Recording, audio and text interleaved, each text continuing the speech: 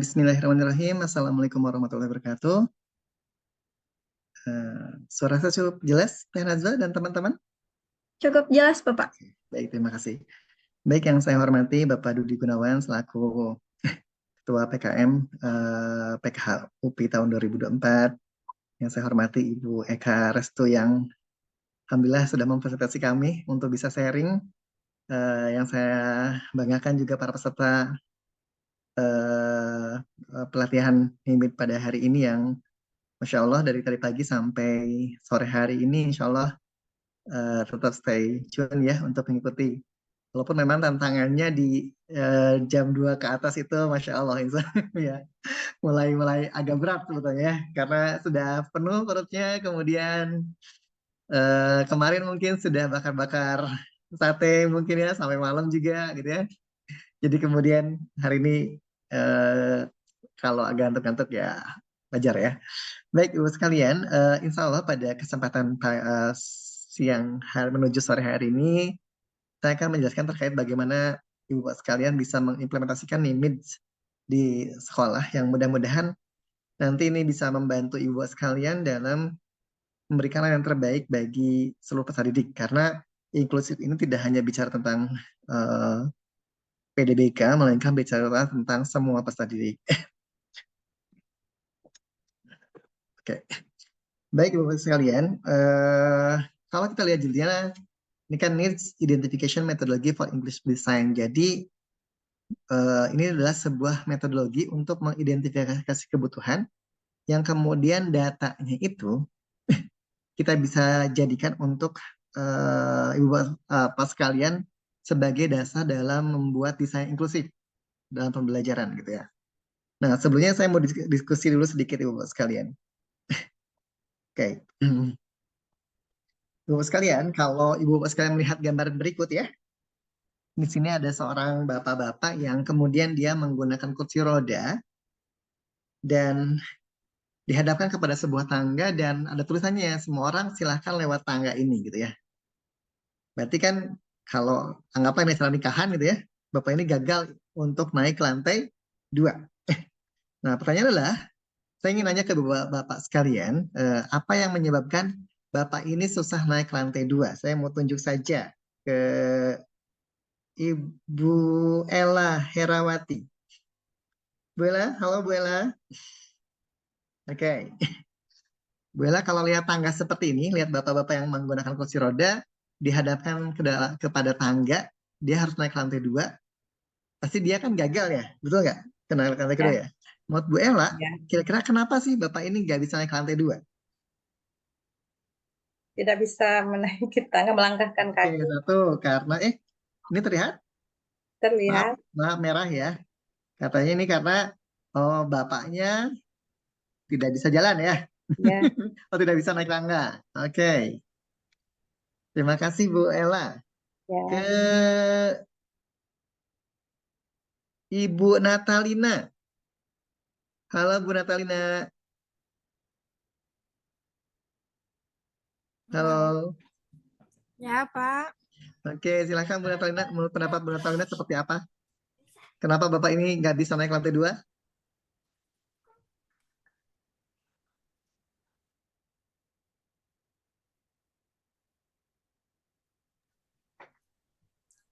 Jadi Bapak ini menggunakan kursi roda, dia harus naik lantai 2. Dan di sini tuliskan ada setiap orang silahkan, selamat datang, silahkan lewat jalan ini. Nah, Bapak ini kan susah naik lantai 2 ya Bu ya? Kira-kira kenapa sih, apa yang membuat Bapak ini susah naik lantai 2? Tadi kata Bu Ella sebelumnya, oh karena memang Bapaknya memang nggak bisa naik tangga, jadi nggak bisa naik lantai 2. Oke. Kalau menurut Bu Natalina, seperti apa? Ya, karena memakai kursi roda, Pak. Karena Bapaknya memakai kursi roda. Oke, roda. Oke. Perwakilan yang laki-laki deh. Siapa? Bapak Yudiawan. Halo Pak Yudi.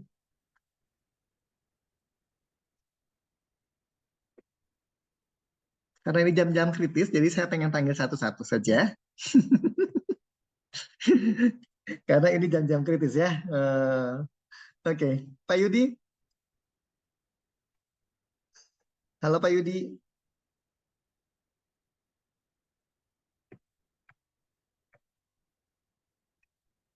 Halo Pak Yudi. Pak Yudinya. Oke. Mudah-mudahan tidak ketiduran ya Pak Yudi.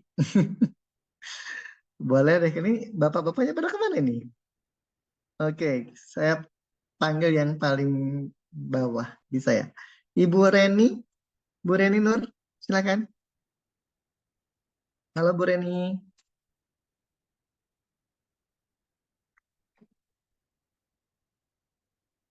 Halo, halo Bu Reni. Nah, oke, memang kelemahannya online seperti ini Bu, Mas kalian ya. Bapak Cahyono, halo. Halo, halo. Halo, oke. Terima kasih Pak Cahyono sudah masih tetap stay tune di acara kita. Oke, menurut Pak Cahyono, kenapa Bapak ini gagal naik lantai 2, Pak Cahyono? Gak ada yang bantuin dorong, Pak. Oke, tidak ada Yang membantu. yang membantu dorong. Oke, baik, bagus. Eh, Wanda, Ibu Wanda atau Bapak Wanda ini?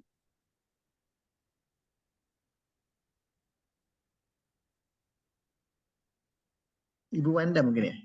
Bu Wanda, halo. Panitia, Pak. Oh, Bu Wanda udah ya? Maaf. Mahasiswa. Oke, maaf, maaf. Itu Teh Wanda namanya ya. Oke, Ibu Wanda. Aminah, Ibu Aminah, silakan.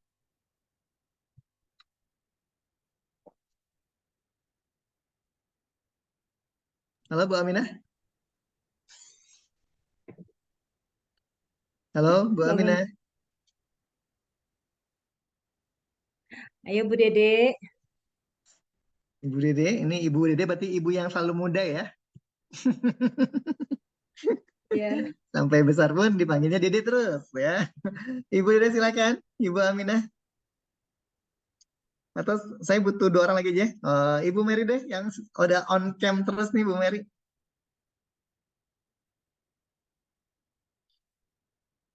Terima kasih sudah on cam terus Bu Mary. Masih di mute Bu.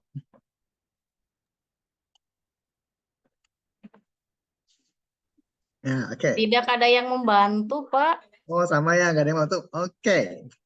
Tidak ada yang membantu. Terima kasih Bu Mary. 1 orang Iya. lagi ya. Ibu Desi, minimal ada fotonya nih. Bu Desi, halo. Bu Desi Eka. Halo Bu Desi Eka.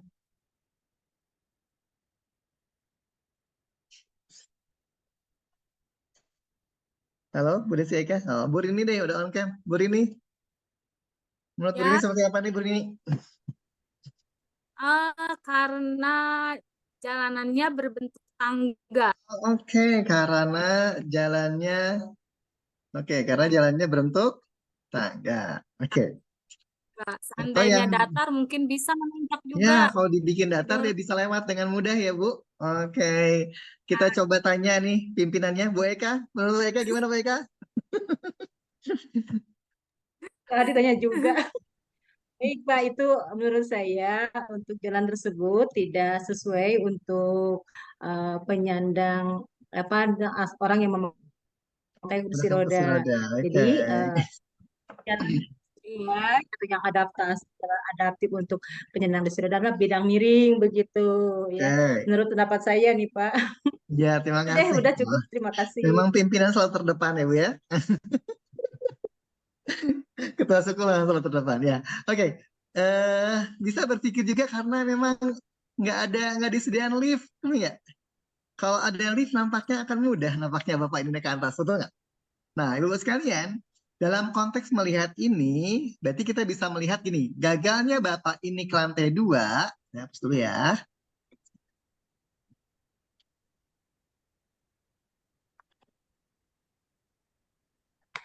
Dulu, kita boleh berpikir begini, bahwa gagalnya ke lantai 2 adalah karena Bapaknya lumpuh. Berarti sumber permasalahan dia ke lantai 2 nggak bisa itu adalah individunya.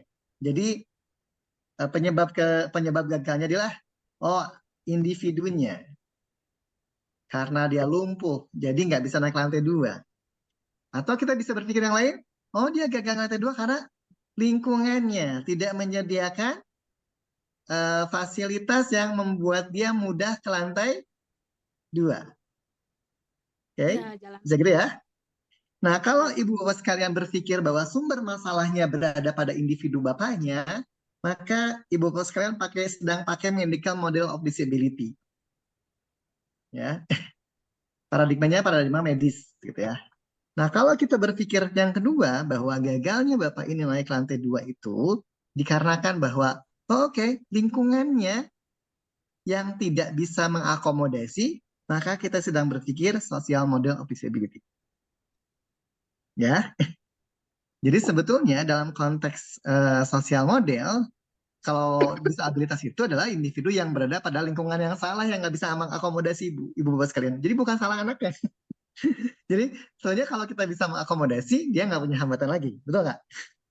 Kan hambatannya kenapa masih ada hambatan? Karena kita lingkungan belum bisa mengakomodasi. Tapi kalau kita berpikirnya medical model, ya udah yang diintervensi fokus pada anaknya. Maka nanti penanganannya di sini based on label. Nah, bahwa karena dia tunadaksa atau dia lumpuh, maka kalau lumpuh nggak apa dia cerebral palsy, maka layaknya fisioterapi yang utamanya. Dia harus belajar jalan terus-terusnya. Fokusnya bagaimana mengembangkan dianya. Kalau lingkungan berdasarkannya dia bukan hambatannya, bukan labelnya, tapi dia yang dilihat adalah needs-nya. Kebutuhannya apa? Dia butuh apa? Misal, contohnya kan, kalau misalkan, kenapa nanti sebetulnya guru itu tidak perlu juga jago lah tentang diagnosis, nggak penting ya. Tapi sebenarnya si anak ini butuh apa? Itu lebih penting dari labelnya. Karena kalau saya bertanya, misalkan ada 10 anak dengan label autis dari dokter, dan 10 anak nih dapat diagnosis ASD dari dokternya, Autism Spectrum Disorder. Sama-sama umurnya 5 tahun. Apakah programnya sama? Sama nggak, Bu? Sama beda programnya? Programnya akan sama atau beda? Ada 10 anak, ASD sama-sama anaknya umur ber-5 tahun. Apakah programnya sama? Beda. Pasti beda. Karena bukan labelnya yang jadi program itu, tapi kondisi terakhirnya ada di mana dan pasti kebutuhannya beda. Ya. Nah, berarti dalam paradigma kita Ibu Bapak sekalian, ketika ada sebuah hambatan yang dimiliki anak, itu hambatan ini akan hilang atau berkurang, ya. Kenapa tidak nih? Akan berkurang. Kalau kita menemukan akomodasi dengan desain yang tepat, yang sesuai dengan kebutuhan anak tersebut, ya. Jadi kapan kita bisa selesaikan? Ketika kita bisa menemukan akomodasi yang desainnya itu tepat sesuai dengan kondisi si anaknya. Nanti hambatannya hilang atau hambatannya paling tidak berkurang, gitu ya. Jadi esensinya bagaimana kita menemukan nih, bagaimana kita bisa menemukan berbagai data yang dengan data itu kita bisa merancang sebuah akomodasi dengan desain yang tepat, gitu ya. Nah, ini itu nanti arahnya ke sana Ibu sekalian. Kan kalau kita kembalikan ke judul, maka di sini kan need identification methodology for inclusive design. Jadi bagaimana kita membuat sebuah metodologi untuk mengidentifikasi berbagai kebutuhan yang dengan kebutuhan-kebutuhan tersebut datanya terkolek, dia butuh apa. Maka kita bisa merancang desain inklusif yang baik. Ya. Nah, nanti arahnya ke sana. Materi kita itu ya. Oke. Nah, sekarang kita sepakat dulu. Apa sih desain inklusif dulu? Nah, Ibu Bapak sekalian kira-kira kalau tadi dengar kata inklusif yang kebayang apa dulu? Ini ngulang materi dulu lah. Kalau dengar kata inklusif yang kebayang apa? Saya mulai dari paling bawah. Bu Mulyati. Bu Mulyati, halo. Halo Bu Mulyati. Yuna dari Pareman. Nah, tuh Allah di Pareman dah masih kita bergabung. Bu Mulyati masih ada? Oh, tadi malah ke pencet itu ya. Dimati. Oke, Ibu Popon. Masih ada Ibu Popon?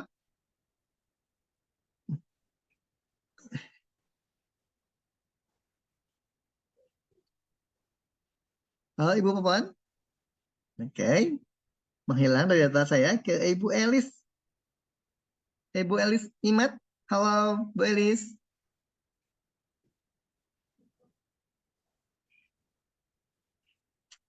Nah, Bu Popon udah ada lagi nih. Bu Popon, halo.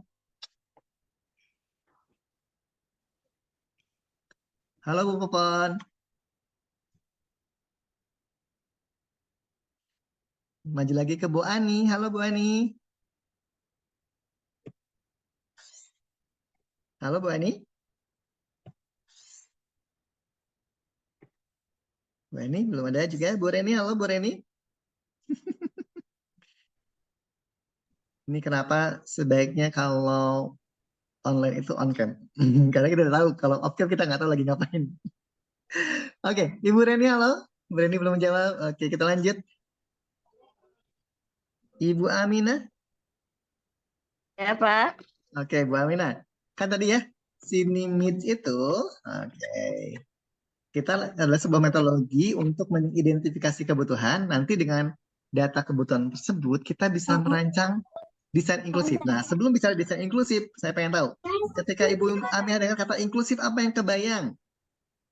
Yang kebayang itu inklusif itu berkebutuhan khusus. Terbuka. Kebutuhan khusus. Ya, bisa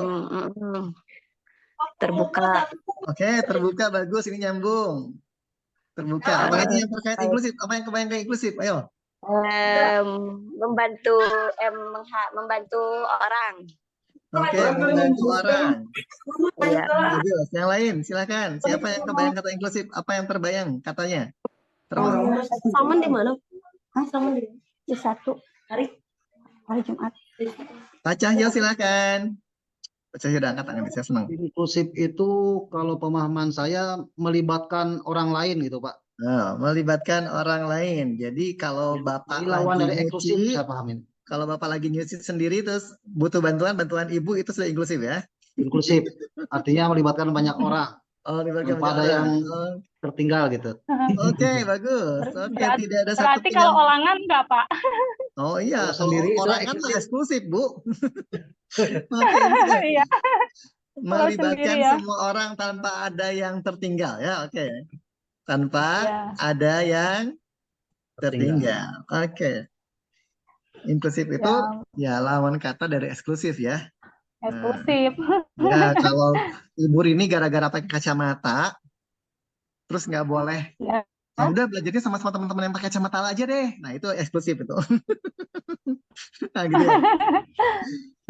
Ya mungkin Ya. intinya semua individu berhak gitu mendapat Ya. mungkin Pak di situ. Oke, Jadi betul Bu inklusif. Rini.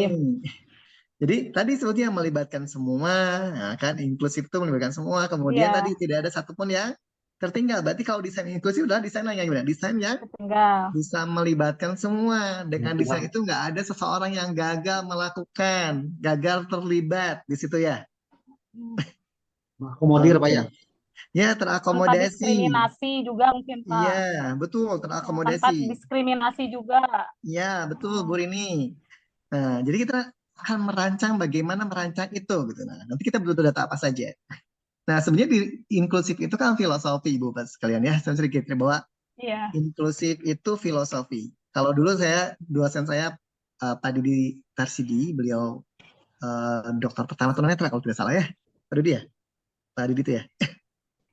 Pak Didi itu bilang dulu waktu saya tes 2, bilangnya bahwa inklusif itu filosofi tentang yang memandu kita tentang bagaimana kita hidup dengan keberagaman dan terus mencari cara terbaik untuk berespon terhadap keberagaman gitu ya.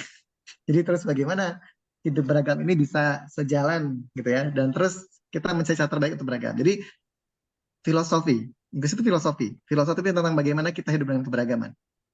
Nah, ketika kita bicara desainnya, maka desain inilah desain yang kemudian mempertimbangkan semua kebutuhan populasi.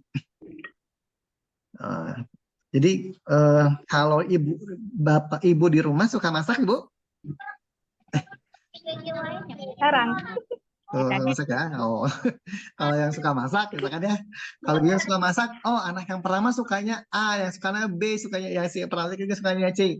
Ketimbang bikin 3 menu, kepikiran kayaknya bikin menu ini tapi ya yang mungkin mereka suka. Oh itu berarti udah berusaha mikir ngedesain inklusif tuh kalau bikin satu makanan yang kemudian semuanya akan cocok nih kayaknya nih. Ketimbang bikin 3 menu Disukai sekaligus semuanya. nanti ibunya nggak bisa ngajar karena terlalu lama bikinnya kan. Nah, jadi desain inklusif adalah filosofi yang mempertimbangkan kebutuhan semua populasi. Bagaimana kita membuat sebuah desain yang semua populasi yang ada di kelas kita itu terakomodasi dari desain yang kita buat, gitu ya. Nah, kalau itu dengan tujuan membuat produk yang fungsional dan dapat diakses dan digunakan sebanyak mungkin orang. Nah, saya mau cerita sedikit. Nah, Ibu Bapak sekalian, kalau Ibu Bapak diminta membuat sebuah tangga, ini kita skip dulu. Bisa dulu stop screen.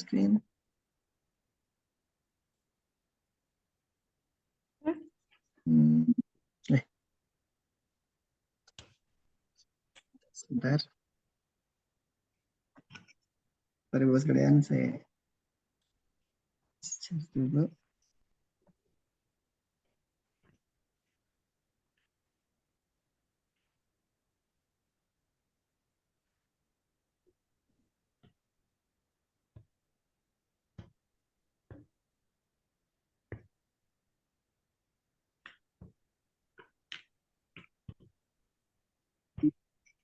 Maaf.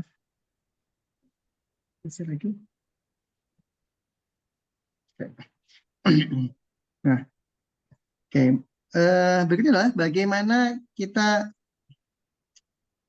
langkahnya untuk membuat sebuah desain inklusif. Nah, saya mau berikan sebuah pertanyaan Ibu Bapak sekalian. Kalau misalkan Ibu Bapak sekalian menjadi seorang arsitek, ya, karena ngomongnya pasti mereka yang orang yang biasa ngedesain sesuatu kan. Nah, mau bikin sebuah tangga, pengen bikin tangga. Tapi tangga ini kan kalau di tempat umum yang lewat bisa siapa aja yang lewat tangga di tempat umum. Tangga kalau di tempat umum yang mungkin melewati siapa aja? Anak kecil mungkin? Mungkin. Bisa. Mungkin orang tua juga. Dewasa, Mungkin tua orang bisa. dengan kursi roda atau mungkin Bisa orang hamil. dengan tunanetra, benar nggak? Ya kan ya? Ya, Nah, iya. kira-kira kalau Ibu sekalian mau mendesain tangga yang seperti itu, langkahnya seperti apa? Langkahnya akan seperti apa? Lengkapi dengan pegangan. Oke, kenapa ada pegangan, Bapak? Sebab untuk orang yang hilang keseimbangan dikhawatirkan. Oh, berarti kita pelajari populasinya dulu, betul nggak? Betul. Oke, Ya, populasinya tadi populasi. mungkin yang mungkin menggunakan siapa? Lansia. Anak kecil dulu, Lansia, yang anak mungkin anak kecil. kecil. Orang dewasa, lansia, kemudian orang dengan kursi roda, mungkin orang dengan tunanetra, mungkin tadi orang dengan dia nggak pakai kursi roda tapi dia punya keseimbangan motorik yang kurang, gitu ya. Ini kita mempelajari karakteristik dari populasinya, betul nggak? Ya kan? Seperti itu. Ya. Nah, kemudian karena karakteristik seperti ini, maka oke, tadi Bapak sarankan harus ada tangga yang harus ada pegangan tangannya. Oke. Kira-kira apa lagi? Kalau anak kecil, kira-kira yang perlu dipertimbangkan apa? Ya Pak. Kalau ada kan penggunanya anak kecil, yang perlu dipertimbangkan dalam desainnya apa? Ininya tinggi Pengawasan. Ya, footstep-nya, betul nggak? Oh, ya, tinggi ininya. footstep. Oke, footstep-nya, gitu ya. Nah, tangganya, Pengawasan orang tua. jarak ininya. Tapi jangan juga terlalu pendek hingga orang tua ngerasanya bosan terlalu banyak anak tangga, gitu ya, gitu nggak? Ya kan ya? Jadi diukur, oh orang dewasa juga dipertimbangkan berapa sih yang bagi anak kecil nggak terlalu tinggi, bagi orang dewasa nggak terlalu pendek, jadi nggak bosan. Bagi lansia juga nggak terlalu, anggaplah lansia mulai kayak anak kecil, gitu ya. Makanya dikit-dikit. Nah, bagi yang tadi apa ini? Kursi roda, sorry. Bagi yang kursi roda harus ada apanya? Jalur khusus. Jalur khususnya harus ada jalan landainya. Ini pun harus diriset dulu kan? Berapa kemiringan yang bisa dilalui kursi roda gitu ya? Kalau 45 derajat mah kayaknya kalau nggak dibantu mati guling gitu ya, betul nggak? Jadi kan harus latihan dulu, diukur dulu nih. Kayaknya berapa nih orang dengan kursi roda bisa jalan miring. Nah, tadi. Nah, tunanetra, kita kan perlu apa untuk bantuannya? Pijakan yang kasar. Ya, perlu guiding block, gitu ya. Guiding blocknya, marka jalannya yang memudahkan. Bisa nggak? Kira-kira bisa nggak bikin semuanya ini dalam satu tangga? Tidak. Bisa nggak? Kosnya Pak lebih. Kosnya. Tapi daripada bikin satu-satu, mana yang lebih mahal? Bikin satu tangga untuk anak kecil, bikin satu tangga orang dewasa, satu tangga. Mana lebih banyak? Mana yang kosnya lebih murah? Bisa dengan menggabungkan semuanya, Pak. Ya, digabungkan semuanya. Nih contohnya. Ini kan, ada kan? Ya. Iya. Ya, bikin tangga yang kemudian satu tangga ini bisa digunakan untuk semua. Nah, ini tangga yang sudah menggunakan prinsip desain inklusif. Akomodatif. Ya, ini tangganya sudah menggunakan desain inklusif. Jadi siapapun yang menggunakan tangga ini, dia akan mudah menggunakannya. Jadi nggak akan gara-gara dia tunadaksa, jadi tetap dia bisa mengakses ini dengan mudah. Gitu. Justru kalau dibikin satu-satu, nah ini namanya jadi desain eksklusif, bikin tangga khusus tunanetra, bikin jalan khusus tunanetra, bikin jalan khusus tunadaksa, misalkan ya, itu malah jadi tangga eksklusif, desainnya desain eksklusif gitu ya. Tapi sebetulnya bisa nih merancang untuk menjadi sebuah desain inklusif. Coba saya sedikit cerita. Nah, di sini ada Bu Johanna ini. Bu Ana itu dulu kuliahnya di Jepang. Dulu saya pernah jalan-jalan ke Jepang. Di Jepang itu ada sebuah toilet. Itu toiletnya hampir semua. Jadi kalau kita kapan-kapan Ibu saya pergi Jepang, biasanya kalau ikut travel, mereka tuh menyediakan minum kita yang banyak. Kenapa? Mereka prinsipnya bahwa kalau kita duduk, kita butuh air minum yang banyak, betul nggak?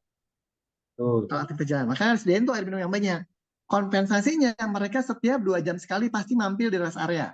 Jadi mereka nggak hanya dikasih minum yang banyak tapi nggak mampir-mampir ke rest area. Wah, kita mah jadi nahan pipis lama, malah jadi ginjalnya rusak misalkan gitu misalkan.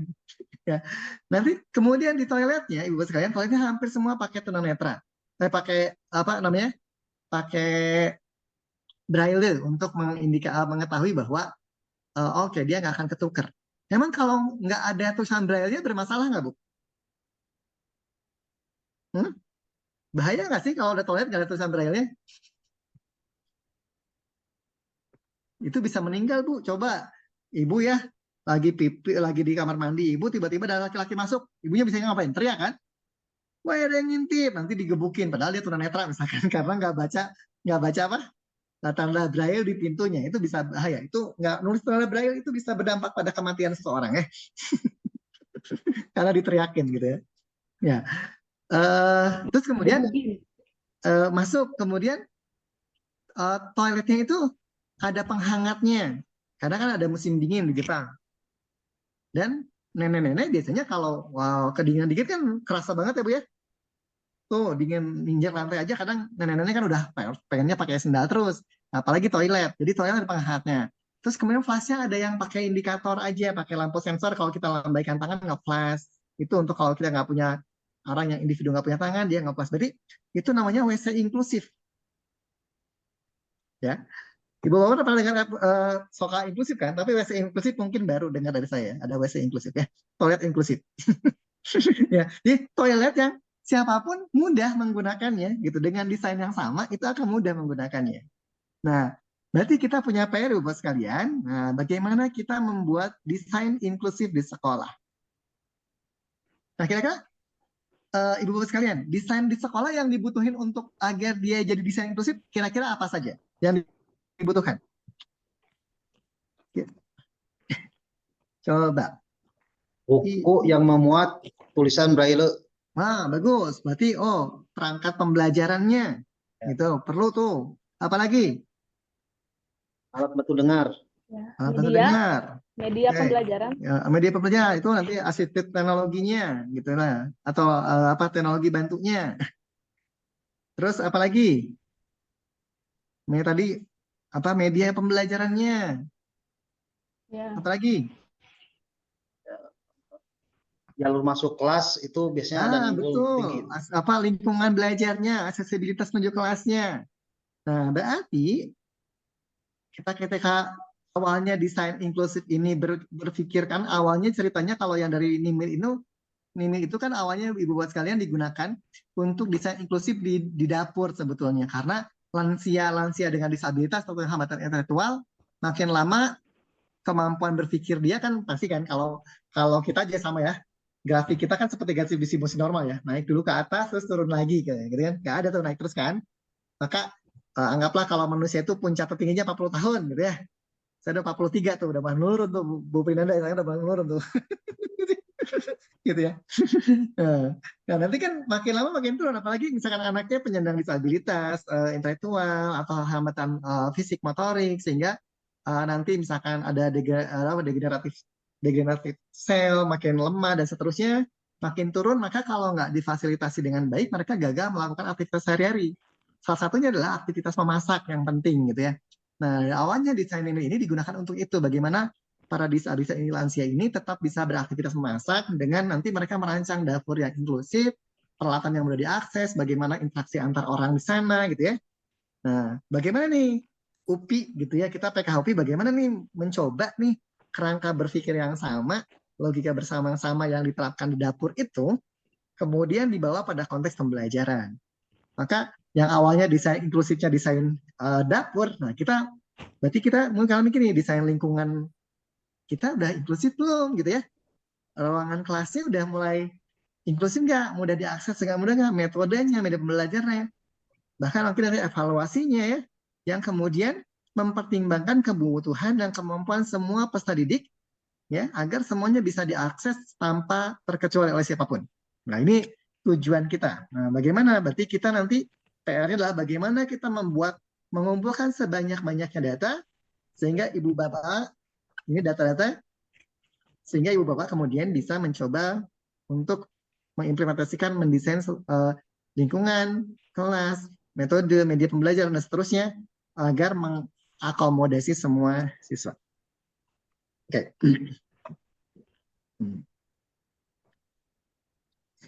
Nah, apa itu limit ibu bapak sekalian?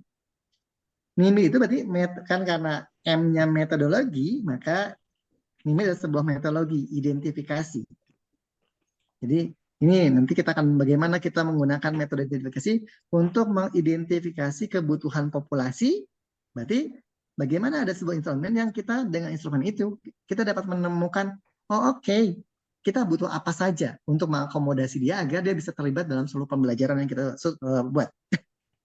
Nah, sebagai langkah awal yang diperlukan dalam tahap desain inklusif. Nanti Bapak sekalian, nanti bisa diperluas ini bisa disempitkan aja. Kalau misalkan desain inklusifnya untuk lingkungan sekolah, mungkin lebih menitik beratkan ke kepala sekolah, misalkan karena yang pegang dana gitu ya. Nanti kita bisa lebih kecilkan pada lingkungan kelas saja, misalkan ya. Dan nanti bahkan bisa lebih spesifik ke bagaimana mendesain pembelajaran yang inklusif.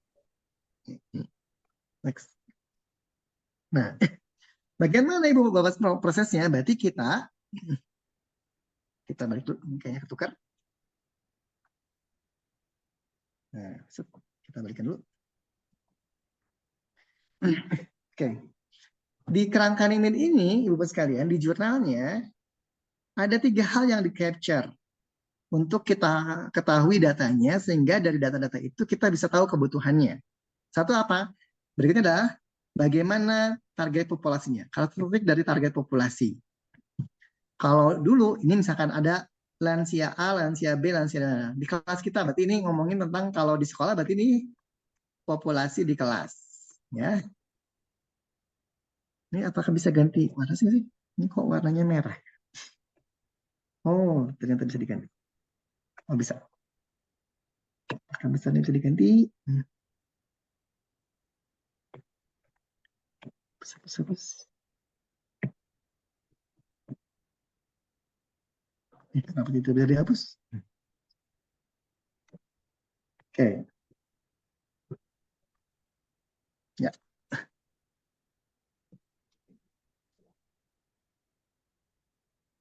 Oke.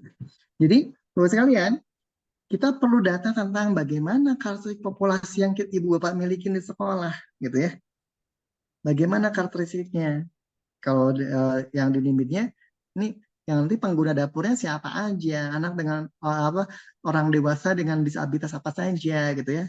Bahkan fisiknya hambatan apa yang dia miliki, apakah tangannya, apakah kakinya, mobilitasnya yang lebih bermasalah atau motorik halusnya, motorik kasarnya, itu perlu data-data yang penting. Berikutnya adalah bagaimana situasi lingkungannya. Nah, selama ini lingkungannya sudah mengakomodasi enggak gitu ya, atau barrier apa, lingkungan seperti apa yang ini yang kita anggap masih menghambat dalam proses pembelajaran di kelas gitu ya, atau menghambat keterlibatan peserta didik kita di kelas. Dan berikutnya ada tasnya, ada tugas-tugas yang diberikan. Kalau di sini memasak, dan kalau kita ya belajar gitu ya, belajar di kelas. Nah, idealnya Bapak sekalian, di NIMIS itu kita perlu multidisciplinary team. Jadi perlu tim yang multidisipliner. Idealnya. Tapi kalau nggak ada ya mungkin guru-guru, teman sejawat, orang tua, anaknya jika mungkin dilibatkan, dia butuh apa sebetulnya. Ini bisa, gitu ya. Kita butuh tim yang multidisipliner. Kenapa multi? Karena kadang-kadang ada, kalau kita melakukan satu hambatan saja, ini perlu dilihat dari berbagai sisi, dan biasanya ahli punya paradigma sendiri melihat sebuah kondisi, dan biasanya ada treatmentnya tersendiri. Misal, tadi, oh anaknya ADHD misalkan, nggak bisa diam, gitu kan? Aduh, bagaimana ya bikin dia bisa diam? Oh, guru mungkin bisa mempelajari itu terkait dengan tugas yang terukur, bagaimana tadi diberikan yang menarik dulu dan seterusnya. Tapi kalau misalnya kalau dokter mikirnya, udah aja kasih obat aja lah biar cepat berhenti misalkan diamnya kan gitu. Ya, makin banyak ahli, makin lebih solusinya nanti akan lebih mudah. Nah, dari sini merumuskan kebutuhannya ada apa saja. Dari sini kemudian nanti akan dirancang lah, kebutuhannya mungkin nanti akan dirancang ke bagaimana desain inklusifnya.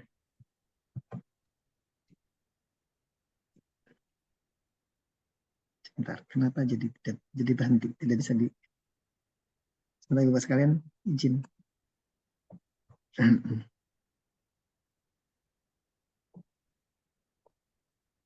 Oke. Sampai di sini dulu ada pertanyaan, Bapak sekalian?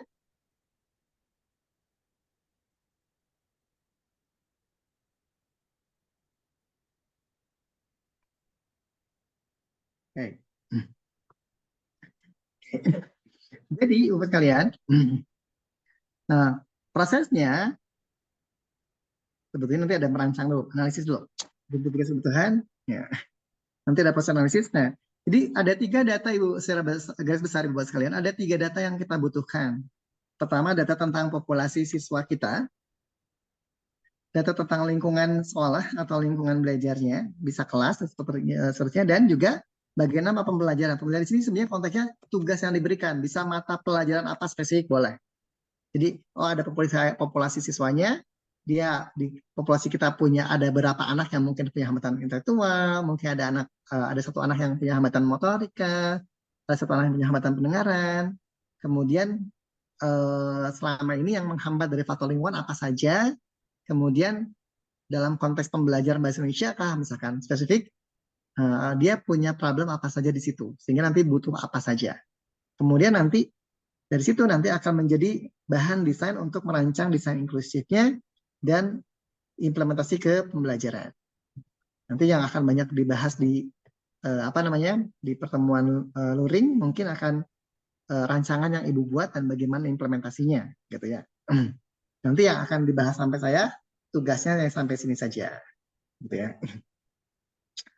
Oke, berikutnya Ibu Bapak sekalian, berarti data yang pertama yang kita butuhkan adalah data terkait dengan populasi siswa. Saya sedikit sebelum ke sini mau cerita sedikit.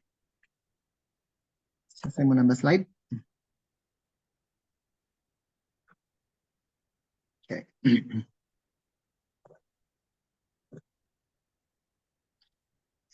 Ini slide-nya masih terlihat kah? Halo? Terlihat, Bapak. Terlihat, terlihat. Baik. Data yang pertama yang paling penting adalah memahami bagaimana karakteristik dari populasinya. Karena aspek ini menjadi penting karena nanti hambatan setiap anak itu bisa menjadikan kebutuhan yang berbeda dalam konteks pembelajarannya. Saya mau kasih contoh Ibu sekalian. Contoh sedikit. Misalkan, Ibu di SD kan kebanyakan ya? Ada anak, saya anggap anak itu seperti puzzle ya. Jadi ada anak A, ini anak B. Misalkan. Sama-sama kedua-duanya akan diajarkan sebuah keterampilan itu membaca. Membaca. Oke. Saya mau nanya dulu. Ibu bapak sekalian, membaca itu apa sih? Apa itu membaca? Aktivitas apa?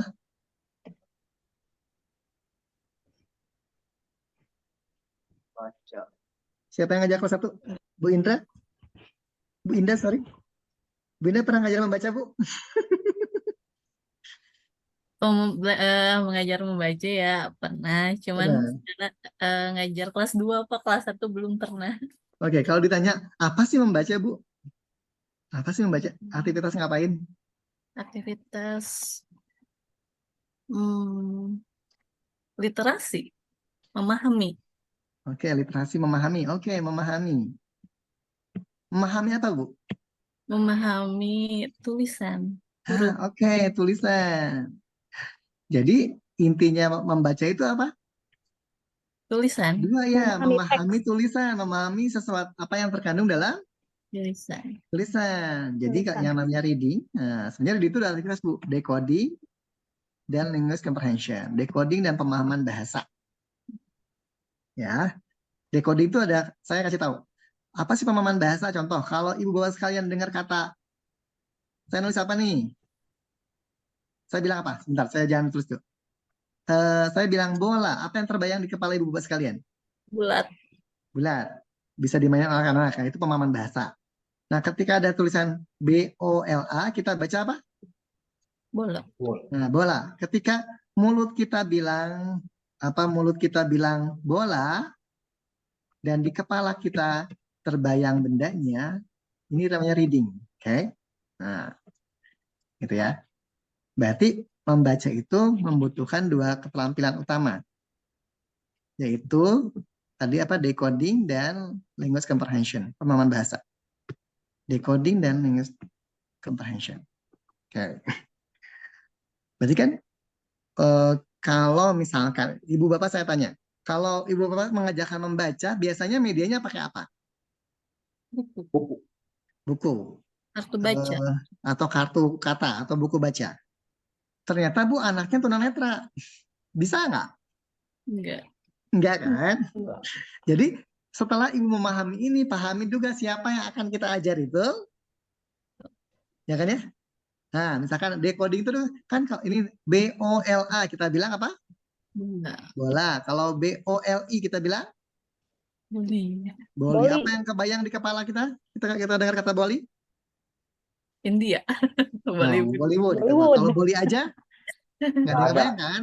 Maka ini tidak disebut membaca, ini hanya decoding saja. makna. Ya, disebutnya bukan membaca, tapi decoding. Nah, untuk decoding biasanya orang punya kemampuan melihat yang baik. Tapi kalau anaknya tunanetra, kemampuan visualnya jelek, betul nggak? Ya kan? Tapi kemampuan auditorinya bagus, pemahaman bahasanya anggapan normal atau kurang sedikit. Kalau anaknya tunanetra rungu, kemampuan visualnya baik, pemahaman auditornya buruk, pemahaman bahasanya juga biasanya tertinggal. Nah, kalau kita tarik ke sini, ini adalah misalkan bentuk desain pembelajarannya. Sama nggak bentuk puzzle yang pertama dan yang kedua? Bentuk puzzle-nya sama beda? Beda. Beda kan? Berarti desain pembelajaran yang baik itu akan muncul setelah ibu bapak sekalian paham kondisi anaknya. Betul? Jangan sampai kemudian kita asal aja pakai metodenya. Tadi misalkan anaknya tunagrahitanya lumayan ya, ada yang Down syndrome. Berarti kan biasanya disertai dengan hambatan kecerdasan. Padahal kalau membaca itu biasanya dikuasai di 7 tahun biasanya kan siap membaca. Kalau dia walaupun 7 tahun tapi usia mentalnya masih seperti anak 3 tahun, ya kalau kita mulai dari mengenalkan huruf ya kadang-kadang problem, enggak? Jadi kita memberikan materi yang ketinggian karena nggak paham karakteristik anaknya. Jadi memang data awal ini ibu bapak sekalian terkait dengan NIMID yang menjadi prioritas pertama adalah data tentang karakteristik dari siswanya. Nah, karena kita pakai tadi paradigmanya sosial model, kan kita nggak sama sekali nggak ngomongin dia autis, dia ADHD, tapi ya udah dia punya masalah apa, sensornya apa ada masalah, apakah ada masalah perkembangannya kah, motoriknya kah, bahasanya kah, sosial emosinya kah, ada masalah di keterampilan akademiknya kah, ada masalah perilakunya kah, dan seterusnya. Jadi konteksnya tidak berbicara tentang labelnya, tidak apa-apa ibu nggak perlu tahu ya saya autis itu bukan, nggak usah, yang penting ibu tahu dia punya hambatan apa yang nampak. Oh, hambatan interaksi sosialnya, dia masalah hambatan komunikasinya, karena nanti yang menjadi metode kemudian itu dirancang berdasarkan sesuai hambatannya. Jadi nanti ini kemudian yang akan kita cari, anak kita punya hambatan apa saja sih yang di kelas kita ini. Nanti karena hambatan itu kemudian menjadi logika ibu untuk menentukan mendesain pembelajaran yang inklusifnya. Nah, berikutnya, ibu sekalian, bagaimana kondisi lingkungan sekolahnya atau lingkungan kelas yang lebih kecil? Bagaimana aksesibilitas fisiknya yang sekarang masih belum terpenuhi, yang masih jadi kendala, gitu ya? Atau social and emotional accessibility. Bagaimana aksesibilitas sosial dan emosionalnya? Bagaimana lingkungan pendukungnya sudah mengakomodasi belum terkait dengan kebutuhan sosial emosional anaknya? Bahkan kalau tadi misalkan dari materi Panandi ada bawahan yang Einsko ya, kan inklusif itu nanti ada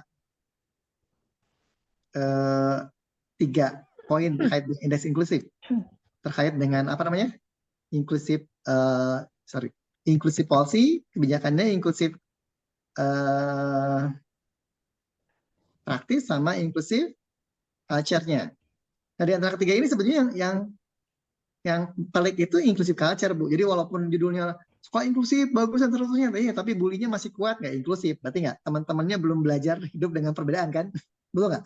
Ya, saya waktu ada teman saya ke Australia, ada anak CP, Bu, anak cedera otak yang parah banget, dia hanya duduk di kursi, nggak bisa bicara sama sekali, tetap dibawa ke sekolah reguler. Nah, ketika ditanya sama teman saya, kenapa dia masih di sekolah reguler? Jawabannya bagus dari gurunya, Bu. Agar teman-temannya belajar bagaimana memperlakukan dia. Nah, jadi esensi inklusi itu bagaimana semua teman tahu bahwa berbeda itu nggak masalah gitu. Beragam itu nggak masalah, gitu nggak? Bagaimana saling mengakomodasi, bagaimana kalau beragam terus bagaimana kita bersikap. Nah, bagaimana ini, ada nggak kendala-kendala ibu di sekolah yang bagaimana aksesibilitas terkait dengan sosial emosional di lingkungan sekolahnya gimana? Berikutnya bagaimana terkait dengan kebutuhan dalam pembelajaran. Biasanya, nah untuk mata pelajaran tertentu, misalkan Bu Indah ngajar apa Bu Indah? Guru kelas, Pak. Guru kelas. Anggaplah kalau guru kelas bidang pembelajarannya apa aja yang diampu? Semua mata Semua pelajaran. kecuali agama, olahraga ya? Agama dan olahraga. Oke. Seni? Seni khusus gurunya. Oke, agama, olahraga, seni. Ya, misalkan ngajar matematika gitu ya. Ngajar matematika. Nah, Ibu lihat. Nah, ada identifikasi kebutuhan pembelajarannya. Bagaimana indikator pembelajaran matematika Ibu? Nanti di-compare dengan data si anak. Gitu. Butuh untuk belajar matematika ini butuh prerequisite apa? Nah, selama ini metode yang digunakan udah ngakomodasi belum? Medianya gimana, cara evaluasinya? Nanti bandingkan dengan kompetensi anak ya. Nanti apakah sudah bisa mengidentifikasi nanti sehingga nanti muncul, oke, kayaknya butuh nih modifikasi indikator pencapaian pembelajaran. Oh, metodenya kayaknya nggak bisa X deh, harus X+1, misalkan metodenya. Medianya kayaknya nggak cukup tadi karena anaknya tunarungu kayaknya, aduh, kalau hanya oral presentation kan nggak mungkin, ceramah aja gitu ya, nggak mungkin. Nah, dan bagi nanti evaluasinya. Jadi nanti kemudian Ibu Bapak sekalian, nah dari apa namanya tiga hal ini, bagaimana kasih dari populasi siswa, bagaimana lingkungan sekolah, bagaimana pelajaran, Ibu harus analisis. Analisis kemudian apa yang menjadi kebutuhan yang kemudian kebutuhan ini bisa menjadi dasar dalam pengembangan desain inklusif. Konteksnya dalam pembelajaran yang akan Ibu lakukan di kelas nanti, gitu ya. Nanti untuk instrumennya nanti akan saya share juga. Nah, nah bagaimana analisisnya Ibu Bapak sekalian? Nah, kalau saya ini belum ini mid itu sebenarnya nanti di sini Bu, fokusnya di sini. Pokoknya ada data terkait populasi tentang pembelajaran tentang lingkungan sekolah. Analisis sebenarnya kita punya list bagi kebutuhan yang kebutuhan apa yang kita butuhkan agar dengan data kebutuhan ini kita bisa rancang pendidikan bagaimana pembelajaran yang inklusif di kelas-kelas masing-masing kelas Ibu Bapak sekalian. Nah, bagaimana analisis kebutuhannya? Nah, kira-kira ada yang mau sharing Ibu sekalian? Bagaimana kita menganalisisnya?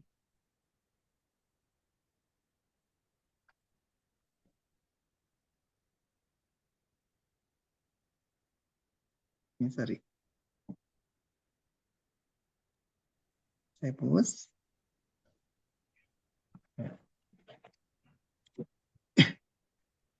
Nah, tadi Ibu sekalian, yang paling penting tadi apa? Data anaknya. Anggaplah anaknya yang pertama puzzle-nya gini, yang kedua gini, yang ketiga gini, gitu ya.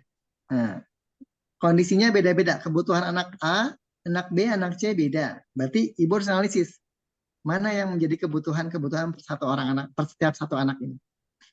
Diris dulu, gitu ya, kebutuhan. Nah, selama ini kemudian faktor-faktor yang berkaitan dengan lingkungan sekolah atau lingkungan kelas yang pelajaran yang menghambat apa aja, list dulu.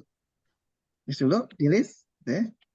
Nah, sekarang untuk mempelajari pelajaran tertentu dia butuh keterampilan apa saja, prerequisite apa saja, dianalisis, dilihat. Nah, dari sini ketiga ini kemudian kita gabungkan. Kalau gitu, oke, saya butuh apa? Atau apa kebutuhannya? Gitu ya. Ini yang kemudian akan dilakukan. Oke, Bapak sekalian, sebelum nanti saya akan sampaikan terkait dengan instrumennya, kita masuk dulu ke sesi tanya jawab deh, ya. Karena saya akan potong nanti kayaknya habis sholat asar kita asar dulu, mungkin 15 menit, nanti baru saya akan bahas instrumennya dan saya harapkan nanti teman-teman guru juga bisa ingatkan teman-teman yang lain karena kalau nggak memahami instrumennya nanti kita nggak dapat data yang baik terkait dengan kebutuhan yang diperlukan untuk mendesain desain inklusif. Oke, baik, Bapak sekalian, ada pertanyaan dulu, silakan.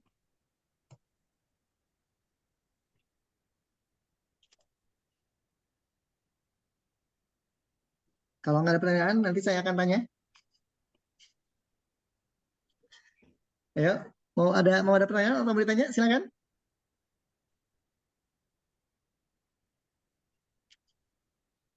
Bu Ina, ada pertanyaan? Bu Ella? Ada pertanyaan, Bu?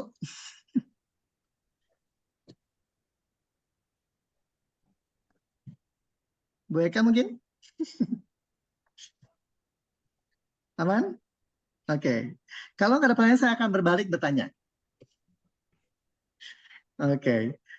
Dari materi saya, apa yang sekarang terbayang? Sebelum nanti apa yang akan kita lakukan? Oke. Apa yang dari materi yang terbayang? Apa yang terbayang dan kemudian dengan yang tadi saja apa yang terbayang, kemudian kayaknya saya harus apa yang kemudian saya akan lakukan, gitu ya. Oke, Bu siapa di sini? Mau yang on cam aja lah ya. Ini mah bukan punishment ya, reward ini mah. Nah ya, ini bentuk penghargaan saya bertanya kepada yang on cam. Nah, karena kalau yang off cam belum tentu dijawab. Oke.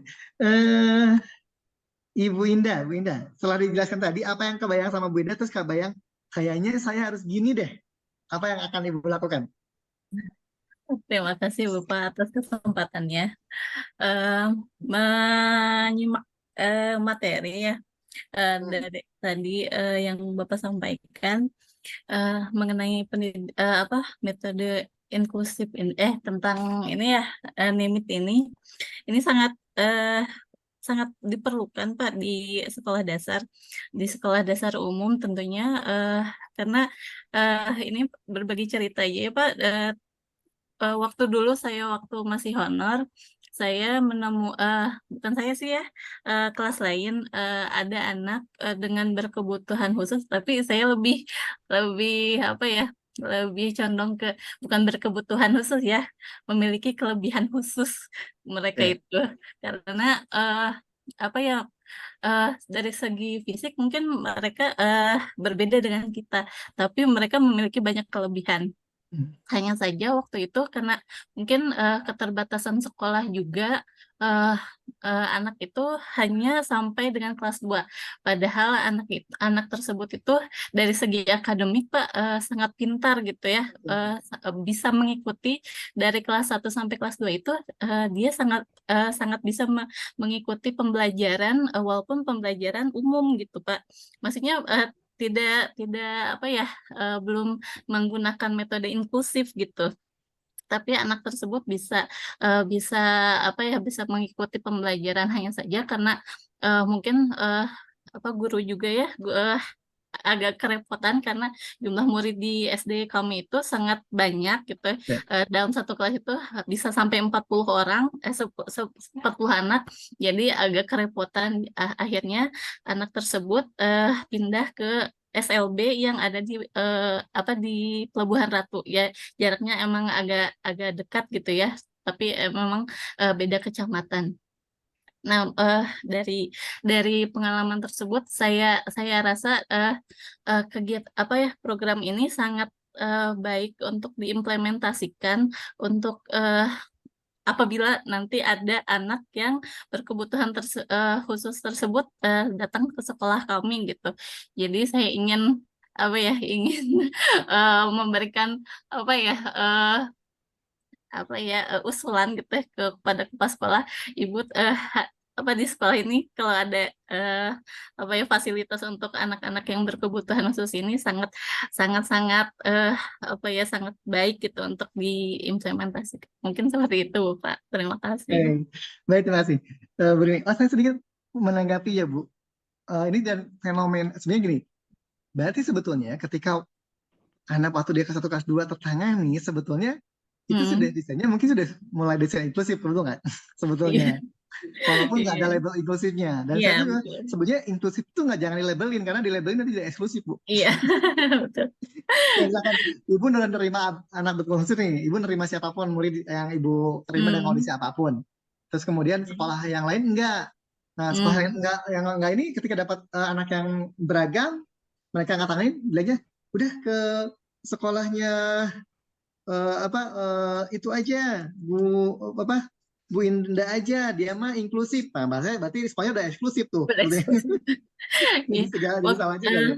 Iya, waktu itu saya kurang tahu juga alasan anak tersebut pindah ke SLB itu seperti apa, karena anak tersebut tuh kesulitan berbicara aja Pak. Tapi dari segi maksudnya pemahamannya dia baik gitu ya. Pemahamannya baik, bisa apabila ditanya juga dapat menjawab, hanya saja lambat gitu. Tapi betul gitu antara apa yang dijawab itu nyambung gitu Pak. Bukan enggak seperti kadang ada anak yang normal ya secara fisik gitu. Kadang kalau ditanya itu suka nggak nyambung gitu. Kalau yang anak ini bisa nyambung gitu. Seperti itu Pak. Oke. Baik, kan gini Bu. Kadang-kadang kan gini, saya mesti cerita Ibu Kasir ya. Kadang masalah yang sama, sorry ini hapus dulu. Jadi masalah yang sama ini akan berubah ketika persepsinya berbeda. No. Nah, Sama kayak gini lah, sama senang dan sedih itu tergantung suasana Tapi hati. Betul. Ya kan ya? Ya kan? Betul. Ibu dapat uang 500.000, seneng nggak? senang. Nah, di Karena saat senang yang sama baik. habis itu teman ibu dikasih uang 2 juta. Jadi sedih tah? Enggak juga. Enggak juga. Dari Kenapa sisi cuma saya apa? Beda 500.000 rizki. yang lain 2 juta? Aja. Nah, Beda rizki ya berini. nah, Iya betul, Linda. berarti problemnya, Masing-masing punya. yang problem itu di sekolah apa? Menganggap bahwa murid yang 40 ini sudah masalah. Jadi kalau plus ABK, plus anak berkebutuhan khusus, ini nambah masalah. Kan gitu ya? Masalah. Betul nggak? Plus Coba masalahnya. mikirnya, yang 40 murid ini dari source. Sumber yang ibu milikin. Jadi ketika ada anak tambahan 2 yang dia membutuhkan layanan pendidikan yang bersifat khusus, maka ibu tenang, tenang, masih ada teman-teman yang bisa membantu dia. Nah, logiknya harus dipindah ke sana ya. Karena nanti dinimuin pun bagaimana ibu menganalisis lingkungan, yang ada nggak potensi lingkungan yang bisa manfaatkan untuk membantu, tidak hanya lingkungan fisik, tapi bagaimana teman-teman sebayanya. Saya tuh dulu Tutor pernah sebaya ya. juga tuh jadi guru pendamping di sebuah saya pernah jadi tim learning support unit di sekolah Gagah Ceria di Bandung. Saya pernah juga jadi, sampai sekarang masih jadi saya juga masih jadi konsultan di Inclusive Learning Support Center, itu penyedia guru pendamping di Bandung. Itu kita nggak fellowship tuh tiap bulan. Jadi bahkan saya bilang GPK yang baik itu bukan menghandle anaknya terus, tapi bagaimana melimpahkan, meng-create sebuah komunitas dari teman-temannya yang dia supporting buat si anaknya. Oke. Terima kasih Bu Bu Indah. Sama, Pak. Masih ada satu lagi sebelum nanti kita break saat asar dulu ya, karena kalau Allah yang manggil kita duluin Allah dulu ya. Nanti Iya habis dong. asar kita lanjut lagi ya itu.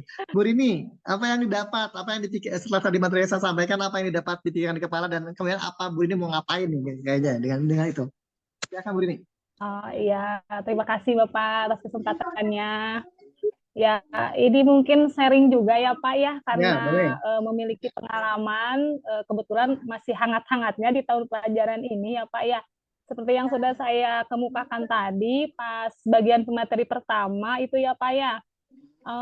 Kebetulan saya kedapatan siswa yang bisa dikatakan ABK lah gitu, sebanyak 4 siswa ya Pak ya di kelas saya itu dengan berbeda jenis gitu bentuk ABK-nya gitu. Ya gitu awal mulanya masuk Tonajan Baru kewalahan banget ya Pak ya, karena mungkin kan base-nya juga bukan linearisasi pendidikannya juga, saya pribadi bukan itu gitu kan ya, yang umum-umum saja gitu.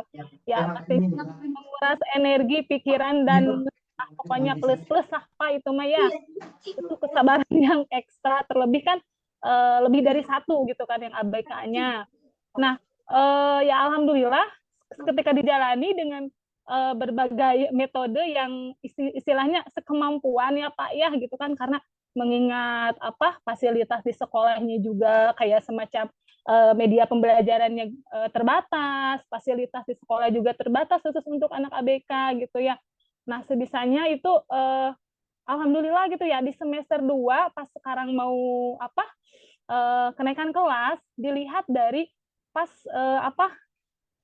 kemarin kegiatan asesmen yang SAJ ya Pak ya. Waktu semester 1 kan mereka tuh tidak tahu nih apa pentingnya ini selebaran SAJ gitu kan, cuek aja keliling kemana yang mau di luar gitu kan. Sedangkan mereka kan nggak bisa dipaksakan untuk sesuai dengan anak yang umum ya Pak ya, kan kalau SAJ itu dibacakan untuk kelas 1 Pak, saya kebetulan kelas 1 ribet gitu kan. Untuk mereka awalnya waktu semester 1 dibiarkan sajalah di mana dia nyamannya, mau di luar dia ngerjainnya silahkan, mau bertanya kepada kakak kelasnya mungkin silahkan gitu, dibantu juga gitu. Nah pas kemarin alhamdulillah pas SAJ kemarin mereka tuh tahu gitu ya, minimal wah ini penting nih gitu kan, ini penilaian gitu kan, nilai lembar soalnya gitu kan, sampai si anak tersebut itu ya alhamdulillahnya dia mau bergabung duduk dengan anak yang normal. Tahu dia meskipun dia kan tunawicara tuh ya Pak ya, Noel lah gitu, Noel ini kata yang normal teh isinya nomor 1 A ya, A-nya yang ini katanya gitu. Iya dia alhamdulillah udah, walaupun hanya perkembangannya bisa mencoret saja gitu Pak. Selama 1 tahun untuk 4 anak ini berusaha membuat ini Pak huruf yang bertitik-titik gitu kan, Oke. biar nanti mereka menebalkan saja gitu ya. Soalnya kan jangankan menulis dengan normal gitu, megang pensil aja kayak gimana ya? Kalau orang Sunda mah dirames gitu lah Pak gitu ya. Gitu. Nah, itu salah satunya ya mungkin kadang kan sebagai seorang guru gitu ya Pak ya, yang mungkin kita juga bukan guru khususon untuk mereka sebenarnya gitu. Kewalahan gitu kan.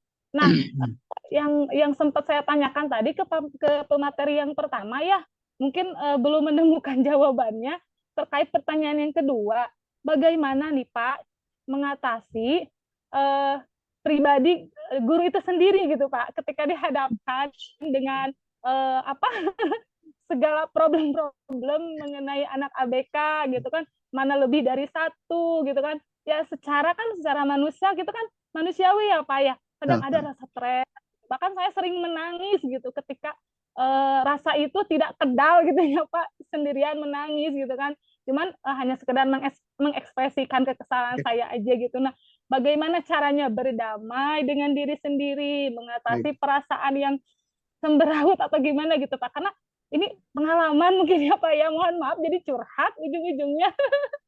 Nggak apa-apa Bu, bagi Seperti itu ya perempuan Pak. itu curhat menyelesaikan setengah masalah Bu. Iya begitulah ya, alhamdulillah syukur-syukur mendapatkan solusi yang terbaik gitu ya Pak ya. Nah, yang sering saya rasakan kok kayaknya sempat bertanya sama diri sendiri nih, wah apa jangan-jangan psikologi saya juga di sini sedikit terganggu gitu ya Pak. Kadang kata teman sejawat, rekan kerja, wah jangan-jangan ini gurunya ikut stres katanya gitu Pak, sempat diolok-olokin juga gitu sambil bercanda-canda gitu. Gitu. Cuman kan sedikit pun perkembangan yang ada pada keempat anak tersebut ya memang ada kebanggaan tersendiri ya Pak, meskipun mereka hanya minimal tahu rasa tanggung jawab dia terhadap belajarnya gitu. Nah itu Pak, bagaimana lah ini pertanyaan saya, bagaimana cara mengatasi diri pribadi gitu, diri sendiri ketika dihadapkan dengan problem seperti itu gitu Pak. Ya Bapak hatur nuhun, terima kasih. Oke, apa sih yang bikin stres? Nah itu. Gap antara kondisi dan ekspektasi, betul? Ya kan? Yang bikin stres gitu kan, ada gapnya kejauhan tuh antara kondisi kita dengan ekspektasi yang kita harapkan, ya kan ya? Berarti PR-nya mendekatkan. Ya, oke. Tapi saya sedikit mau cerita. Yang jadi problem kan di sini Bu, ekspektasinya. Maksudnya kita tahu A sama B beda, sama C beda. Anaknya tuh kan kita paham ya, setiap anak unik, betul? Betul. Ya, masalahnya apa? Kita tahu anak-anak unik, dia punya potensinya masing-masing, hambatannya masing-masing, tapi kita pengen anak-anak ini kemudian dari start yang sama sampai finish yang sama di waktu yang sama. Ini kan problemnya di situ. Nah, itu dia, iya. Tuntutan Ya kan? seperti itu, Pak. Bisa nggak bisa harus naik kan? Ya kan itu kan. Jadi, nah maka esensinya jangan di sini Bu. Rubah paradigma, yang penting anak ini berkembang aja. Nah, itu ya. Nah, ya. sama berkembang berarti dia on the track. Itu yang pertama. Jadi ekspektasinya diturunin biar dekat. Nah, berikutnya saya mau kasih sedikit analogi, Bapak sekalian. Kalau ada seorang anak kecil, saya sedikit dulu, ini dulu sebentar ya. Guru itu sama kayak dosen sebetulnya. Dia punya insting membantu mahasiswa atau membantu murid. Ngerti nggak? Tanpa belajar, tanpa apapun, udah pokoknya kalau tanpa dulu udah istilah ABK, istilah disabilitas terusnya, guru mah pengen ngajar anaknya biar maju, itu nggak? Punya insting untuk itu. Nah, kemudian PR-nya cuma tinggal satu lagi Bu, PR-nya. Instingnya tidak cukup insting. Ini PR yang kedua ya. Bagi saya juga termasuk, karena saya dosen juga.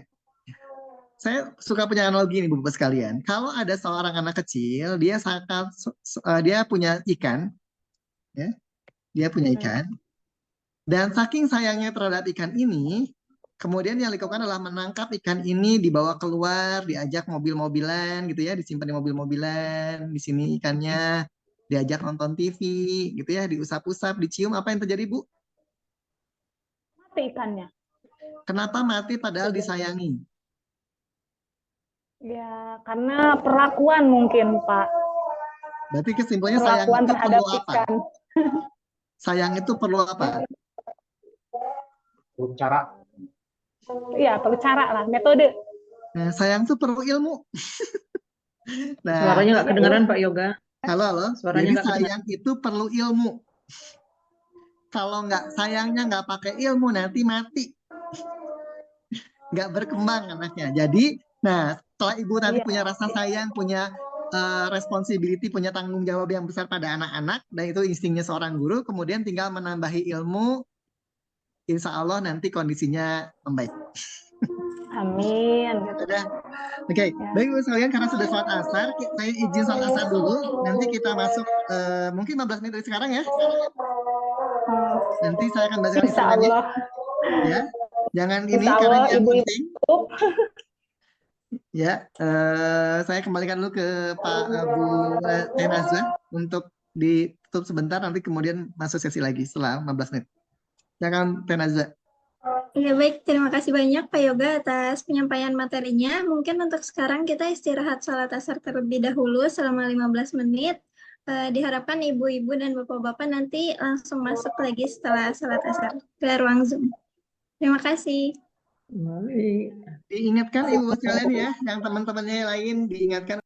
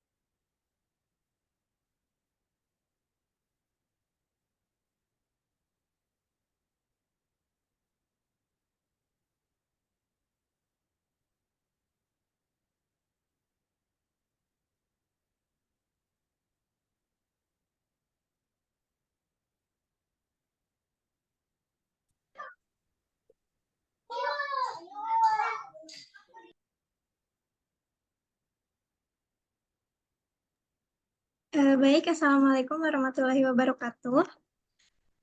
Untuk waktu istirahat sholat asar sudah selesai, mungkin bisa Bapak dan Ibu bisa ikut lagi menyimak pemaparan materi yang akan dilanjutkan oleh Bapak Yoga Budi Santoso. Kepada Bapak Yoga dipersilakan. Nazwa mungkin nanti bisa diingatkan lagi di grup ya, di grup Iya, baik, latihan, Bapak. biar udah ya, biar nanti diharapkan masuk karena ini berkaitan dengan tugas ya. Iya, baik, Bapak. Bentar. Saya ingat dulu ya.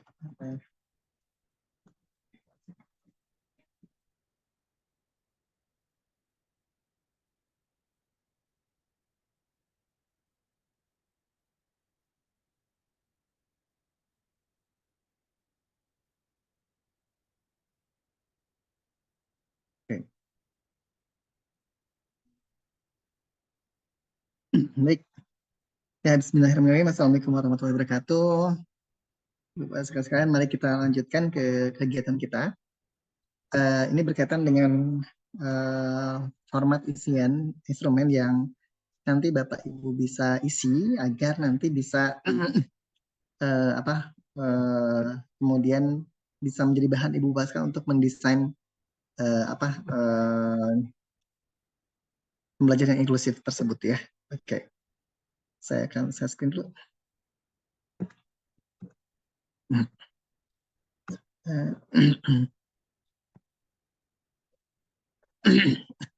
Baik, Ibu sekalian, sebagaimana tadi dibahas ya, bahwa NIME itu singkatan dari Needs Identification Methodology for Inclusive Design. Jadi metodologi yang digunakan untuk mengidentifikasi berbagai kebutuhan yang dapat dijadikan dasar sebagai bacaan acuan untuk penyusunan desain inklusif.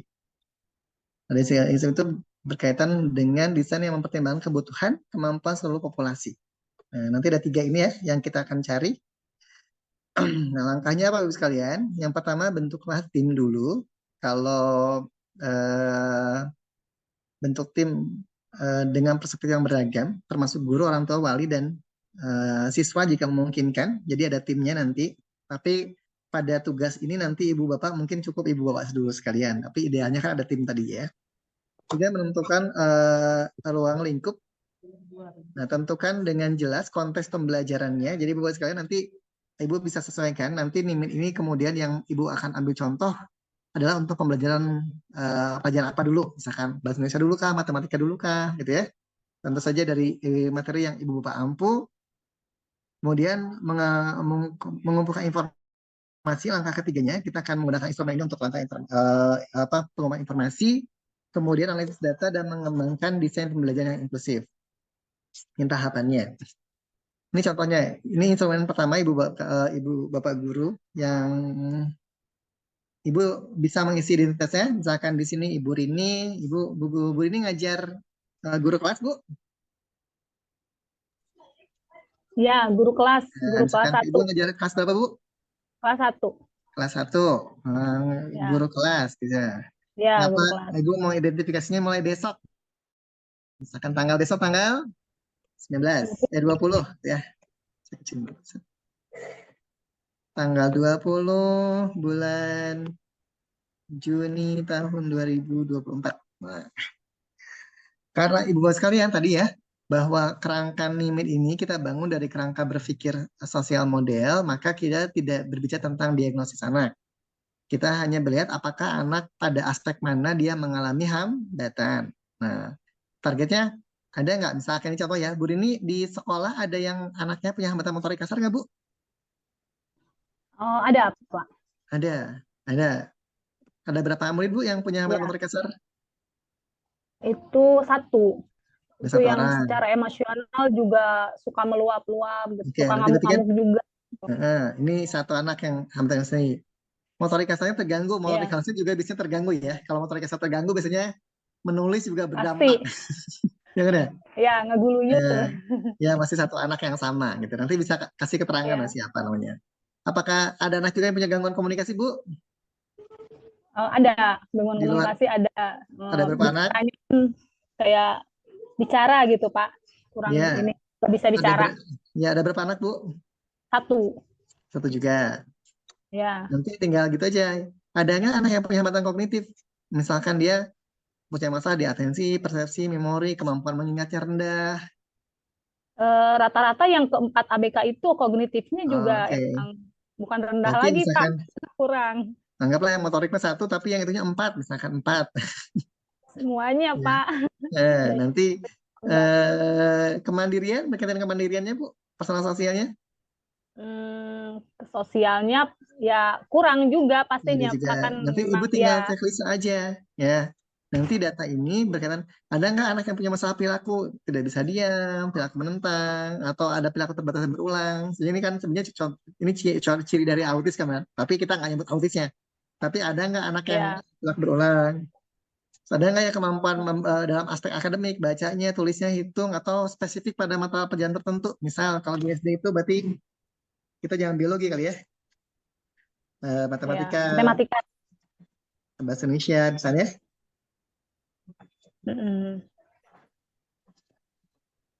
Ya, ada nggak gangguan lain? Penglihatan dan sensori, gitu ya. Pendengaran, penglihatan atau pendengaran ada nggak? Ada, Bu, di sekolah? Nggak ada? Yang itu, Pak, yang tadi ada yang yang kesulitan bicara itu termasuk juga penglihatannya kayaknya iya. kurang juga. Penglihatan atau Fokus pendengaran? penglihatannya. Malah terganggu juga Penglihatan, penglihatan. Pak. Oh, terang. Oke. Iya, tapi kalau penglihatan normal, Pak. Karena kan kata orang tuanya penyebab dia nggak bisa bicara karena mungkin ada saraf motorik yang terganggu ketika dia waktu lahir, katanya kan sempat dilempar sama ibunya, katanya apa itu ada problem yang luar biasa di keluarganya waktu bayinya itu katanya. Tapi nggak, karena mungkin keterbatasan ekonomi juga nggak sempat diobatin gitu ya. Jadi ya efeknya suaranya terganggu gitu, hanya bisa mengucapkan ujung katanya saja. Dan secara penglihatannya juga kayaknya kabur gitu, Pak. Oke. Saya kasih kolom keterangan aja ya tambahnya ya. Misalkan insert keterangan, kok ini? Kayaknya saya tambah kolom keterangan deh Bu. Untuk nama anaknya, biar nanti Biar lebih spesifik lagi mungkin ya, Pak. betul ya. Keterangan, nanti kita tambahan aja di kolom keterangan. Nama anaknya siapa gitu ya. Nama siswa, ya. Jadi satu itu siapa gitu, nanti isi dengan nama siswa ini dengan udah aja lah. Saya tambahkan aja nanti di sini nama bintangnya.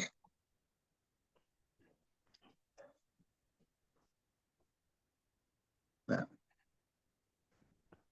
Kolom keterangan diisi dengan nama siswa dan kondisi Kondisinya. spesifik. Nah, yang lebih Ya. menggambarkan siswa lebih dalam. Oke. Nah, jadi nanti udah ketahuan nanti misalkan kita punya berapa siswa gitu ya Bu ya. Nanti di merge aja, nanti akan diperbaiki juga. Nanti sama tim akan dikirim Bu instrumennya. Nah, nanti nanti file-nya Pak kalau bisa nanti dikirim file-nya insya Allah. Nanti ya. juga Bu, nanti terkait dengan identifikasi hambatan faktor lingkungan. Coba faktor lingkungan fisik yang menurut Ibu menghambat di sekolah apa aja sih? Misalkan ruangan yang terlalu padat, misalkan. Bisa jadi karena memang siswanya juga kan banyak gitu ya. Betul, bisa jadi. Nah, Ibu nanti ditulis-tulis hambatan fisiknya, hambatan sosialnya apa? Misalkan kesalahan teman-teman terhadap kurang merespon. Sikap ini masih ini, misalkan masih baduli dan seterusnya. Ini diisi dengan hal-hal seperti itu. Kemudian jujur apa adanya. Nah, Ibu ambil satu mata pelajaran ya. Ibu misalnya mata pelajaran apa yang Ibu ambil? Bahasa Indonesia misalnya. Nah, pada mata pelajaran untuk CP-nya itu ya Pak. Pencapaian belajarnya apa yang mungkin? Jadi aspek-aspek pembelajaran yang selama ini mungkin penghambat dalam konteks indikator pencapaian pembelajaran, mungkin indikatornya selama ini masih ketinggian, benar nggak? Untuk pedik A, B gitu ya. Prerequisite, misalkan dari prerequisite yang belum terpenuhi. Jadi misalkan anggaplah tadi ya masih ketinggian. Ada prerequisite yang belum terpenuhi. Misal anaknya masih perkalian tapi penjumlahan saja masih belum bisa, misalkan kendalanya. Jadi yang menjadi prerequisite itu metode selama ini yang menjadi kendala apa? Metode yang digunakan seperti apa dan kayaknya masih yang dianggap masih menjadi penghambat belum tercapai apa? Medianya apa yang selama digunakan dan gitu ya. Evaluasinya seperti apa? Kasih gambaran. Nah, setelah isi semua tinggal dipindahkan ke matrik analisis Ibu Bapak sekalian. Nah, matrik analisis ini kurang lebih seperti ini. Tadi kita punya populasi 4 kan Ibu ya? Dengan kondisi A, hambatannya apa? B, hambatannya apa? D, hambatannya apa saja? Kondisi lingkungannya seperti itu. Lingkungan fisik yang menghambat apa saja? Lingkungan sosial apa saja? Pembelajaran yang menghambat apa saja? Nanti di sini. Karena kondisinya gini, maka tulisan kebutuhannya. Misal, kayaknya tadi untuk kebutuhan di sininya Ibu bisa lihat. Misalkan, tadi dia hambatannya motorik, misalkan. Atau hambatannya ada hambatan intelektual, tingkat kecerdasan. Ibu harus mikir. Biasanya kalau anak dengan, kalau anggap lagi, kalau anak itu tunanetra, anggap dia punya hambatan penglihatan, dia akan belajar kalau belajarnya seperti apa, Bu? Ya, harus pakai ada media ini visual. pakai media visual, ya. Kan dia hambatan penglihatan, Bu. Jangan visual, tapi apa? Pakai apa? Yang kan kalau pendengaran mungkin dia normal ya, Pak ya. Bisa audio mungkin, Pak? Ya, bisa auditori atau mungkin kalau perlu itu medianya konkret aja, 3 dimensi, kalau enggak. Karena kalau visual saja nggak nampak. Ya, ya. Jadi ada nanti kita butuh apa saja di sini dicatat. Jadi kalau kondisi populasinya seperti ini, lingkungannya seperti ini, pembelajarannya seperti ini, maka kebutuhannya dirinci. Oh, kita butuh apa, butuh apa. Gitu ya. Begitu. Jadi untuk kebutuhannya dirinci terlebih dahulu gitu ya, Pak. Walaupun nanti realisasinya gimana nanti aja gitu ya, kan. Nanti realisasinya itu akan dimasukkan ke materi berikutnya, Bu, di RPP itu. Nih, ke rencana desainnya. rencana desain pembelajarannya. Jadi kalau Ibu bikin rencana desain pembelajaran, misalkan kalau kita kan pakai RPP ya, modul ajar misalkan ya, nanti kira-kira modul ajarnya akan seperti apa. Tapi dengan melihat apakah di model ajar yang Ibu buat, apakah semua kebutuhan di sini sudah terakomodasi atau belum, gitu ya. Nah, jadi langkahnya seperti itu. Ya, intinya di sini kebutuhan apa yang dibutuhkan. Misalnya di lingkungan sosialnya belum bagus nih, belum saling menghargai, berarti kayaknya perlu nih penghargaan bagi teman-teman yang mau membantu teman yang lain yang berkebutuhan khusus, enggak? Anggaplah bikin Jadi peraturan kalau diberi dia mau reward. membantu maka nilai PPKN-nya minimal 8, misalkan kan jadi kemotivasi tuh. Heeh. Kan kalau nggak Ya, digituin kan mereka acu-acu juga kalau nggak ada benefit yang dapat ya kan. Nah, kasih jadi reward mungkin ya Pak bagi ya mereka betul, ya. ngerasa diriwehan tapi nggak ada manfaatnya kemudian enggak. Nah, kan kita harus Mm. mikir, berarti kita butuh apa nih yang kemudian kita bisa meningkatkan lingkungan sosialnya meningkat, gitu ya. Nah, ini kemudian nanti RPP-nya itu akan dibahas di pertemuan yang luring, ya.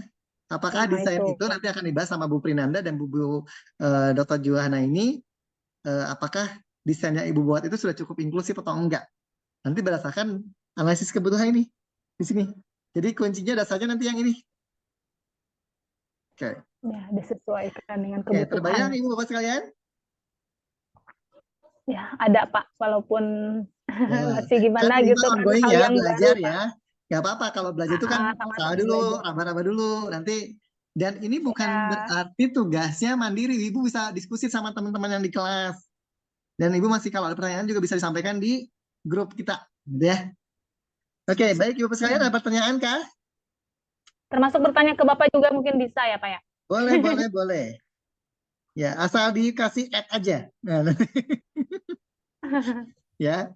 Oke, Ibu sekalian, ada pertanyaan silakan. Jika ada pertanyaan. Kita masih punya waktu 8 menit.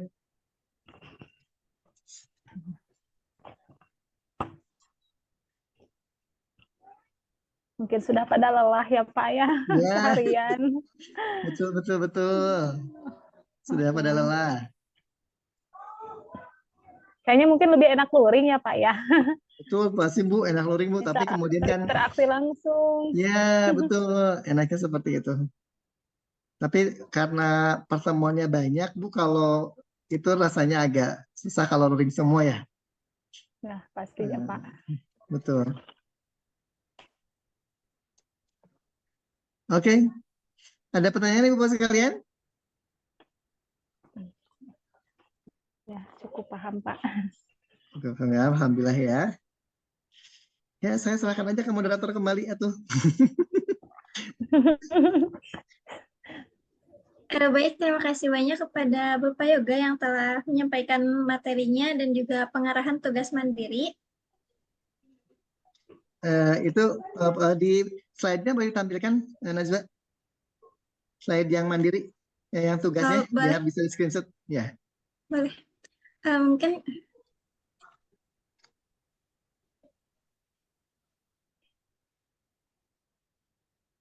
untuk pengarahan tugas akan disampaikan oleh Bapak Megi. Kepada Bapak Megi dipersilakan.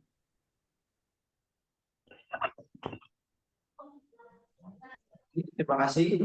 Bapak Ibu, ini tugas mandiri yang tadi disampaikan oleh Pak Yoga. Jadi tadi diberikan simulasi oleh Pak Yoga cara pengisian identifikasinya. Nah, nanti setelah ini akan kami share lembar identifikasinya. Bapak Ibu tinggal mengisi nama dan keterangan atau kondisi dari siswa tersebut. Setelah itu nanti mengisi juga sepertinya sinyalnya gangguan ya? Ya betul, tadi saya terpental. Oh iya.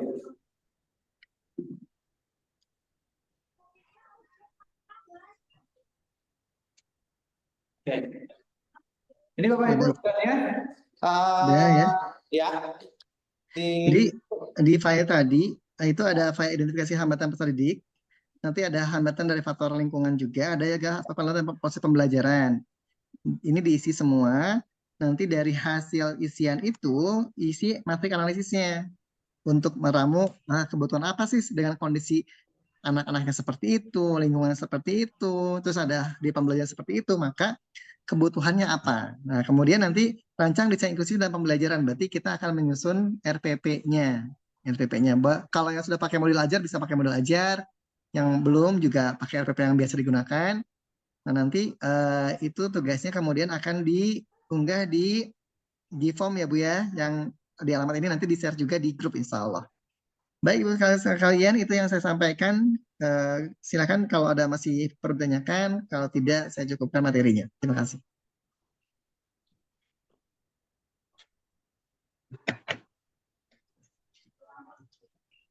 Baik, terima kasih banyak kepada Bapak Yoga atas penyampaian tugas mandirinya. Mungkin dari Bapak Megi, apakah ada tambahan